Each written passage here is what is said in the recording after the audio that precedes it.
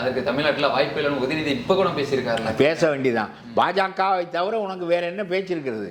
நான் சொல்லுகிறேன், பாஜக ஒரு கொள்கை, நீ இந்தியை எதிர்க்கிறாய், இன்னும் இதை எதிர்க்கிறான், ஆளுக்கு ஒரு கொள்கை வைத்திருக்கிறீர்கள் என்று வைத்துக் கொள்ளுங்கள். நான் சொல்லுகிறேன், இங்கே மோடி ஆட்சிக்கு வரப்போவதில்லை. ஆனால் எதற்காக மோடியை பற்றியே பேசுகிறேன்?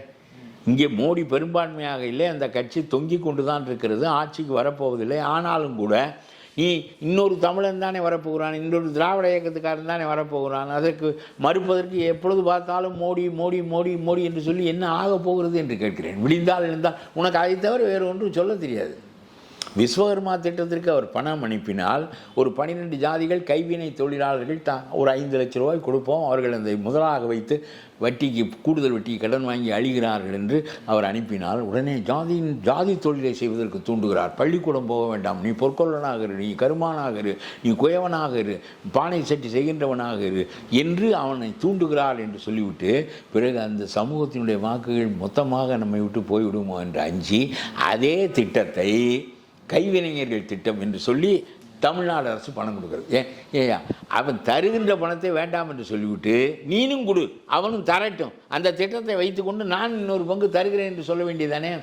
கேவலமான முறை இதெல்லாம். பேசுவது ஜாதிக்கா? இப்பொழுது நீ கொடுத்துருக்கு யாருக்கு? அவர்கள் அப்பமே வழி வழியாக தொழில் செய்கிறவர்கள் தானே? இல்லை தனித்தனியாக பல்வேறு சமூகத்தைச் சேர்ந்தவர்கள் மண்பானை செய்கிறார்களா, பொற்கொள்ளராக இருக்கிறார்களா? இது இன்று வரையிலும் இல்லை. அது இந்த எல்லாம் பித்தலாட்டு அரசியலே திமுகவினுடைய. அதுக்கு தமிழ்நாட்டில் வாய்ப்பு இல்லைன்னு உதயநிதி இப்போ கூட பேசியிருக்காரு. பேச வேண்டியதான். பாஜகவை தவிர உனக்கு வேற என்ன பேச்சு இருக்கிறது? நான் சொல்லுகிறேன், பாஜக ஒரு கொள்கை, நீ இந்தியை எதிர்க்கிறாய், இன்னும் இதை எதிர்க்கிறான், ஆளுக்கு ஒரு கொள்கை வைத்திருக்கிறீர்கள் என்று வைத்துக் கொள்ளுங்கள்.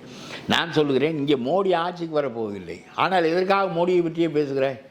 இங்கே மோடி பெரும்பான்மையாக இல்லை, அந்த கட்சி தொங்கிக் கொண்டு தான் இருக்கிறது, ஆட்சிக்கு வரப்போவதில்லை. ஆனாலும் கூட நீ இன்னொரு தமிழன் தானே வரப்போகிறான், இன்னொரு திராவிட இயக்கத்துக்காரன் தானே வரப்போகிறான். அதற்கு மறுப்பதற்கு எப்பொழுது பார்த்தாலும் மோடி மோடி மோடி மோடி என்று சொல்லி என்ன ஆக போகிறது என்று கேட்கிறேன். விடிந்தால் எழுந்தால் உனக்கு அதை தவிர வேறு ஒன்றும் சொல்ல தெரியாது.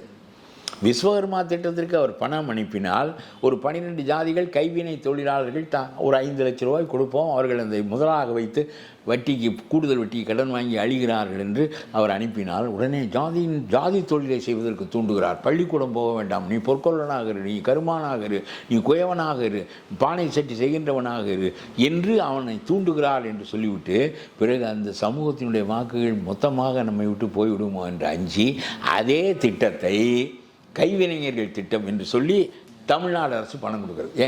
ஏயா அவன் தருகின்ற பணத்தை வேண்டாம் என்று சொல்லிவிட்டு நீனும் கொடு, அவனும் தரட்டும், அந்த திட்டத்தை வைத்துக்கொண்டு நான் இன்னொரு பங்கு தருகிறேன் என்று சொல்ல வேண்டியதானே?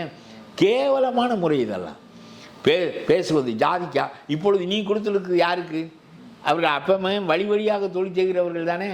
இல்லை தனித்தனியாக பல்வேறு சமூகத்தைச் சேர்ந்தவர்கள் மண்பானை செய்கிறார்களா, பொற்கொள்ளராக இருக்கிறார்களா? இது இன்று வரையிலும் இல்லை. அது இந்த எல்லாம் பித்தலாட்டு அரசியலே திமுக